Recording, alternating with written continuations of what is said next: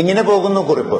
വീട്ടിലിരിക്കുമ്പോൾ നമുക്ക് നമ്മുടെ ചെറുപ്പകാലത്തേക്ക് ഒന്ന് തിരിച്ചു പോയാലോ? 1950 മുതൽ 80 വരെ ജനിച്ചവർക്ക് ഇത് മനസ്സിലാകും. നാം പിന്നിട്ട വഴികൾ, നമ്മുടെ കൊച്ചു കേരളം എത്ര മനോഹരമായിരുന്നു. യഥാർത്ഥത്തിൽ അന്നായിരുന്നു ദൈവത്തിന്റെ സ്വന്തം നാട്. തെങ്ങുകൾക്കെല്ലാം തടമെടുത്ത് വളം ചെയ്യുമായിരുന്നു വർഷാവർഷം. അതിന്റെ നന്ദി എന്ന വണ്ണം തലപ്പിലേക്ക് കയറാൻ പോലും ആകാത്ത വിധം തിങ്ങിക്കായ്ച്ച് പ്രസാദിക്കുമായിരുന്നു അവ. മാസാമാസമുള്ള വിളവെടുപ്പ്. കിട്ടിയ തേങ്ങയിൽ വീട്ടാവശ്യത്തിനുള്ളത് എടുത്ത് ബാക്കി ഉണക്കി കൊപ്രയാക്കി ആട്ടിയ വെളിച്ചെണ്ണ കൊണ്ടുവരുമ്പോൾ ആ പ്രദേശം മുഴുവൻ അറിയുമായിരുന്നു നാളികേര സുഗന്ധം. തൊഴുത്തിലെപ്പോഴും ഒരു പശുവിനെങ്കിലും കറവ ഉണ്ടാകുമായിരുന്നു. പാലും മോരും തൈരും വെണ്ണയും നെയ്യും അടുക്കളയിൽ എപ്പോഴും നിറഞ്ഞു നിൽക്കുമായിരുന്നു. നെല്ലും പയറും മുതിരയും ഉഴുന്നും ഊഴം പോലെ മുറ്റത്ത് കിടന്ന് ഉണങ്ങുമായിരുന്നു. പുരയിടങ്ങളിൽ അമ്മ നടുന്ന പച്ചക്കറിക്ക് വെള്ളമൊഴിക്കാനായി ഓടി നടക്കുന്ന അച്ഛൻ. ചെറിയ മൺപാത്രങ്ങളിൽ വെള്ളം തൂക്കി നിരനിരയായി ഞങ്ങൾ കുട്ടികൾ ചീരയെയും കൈപ്പയെയും വെണ്ടയെയും നനച്ചിരുന്നു. ഇടക്കൊക്കെ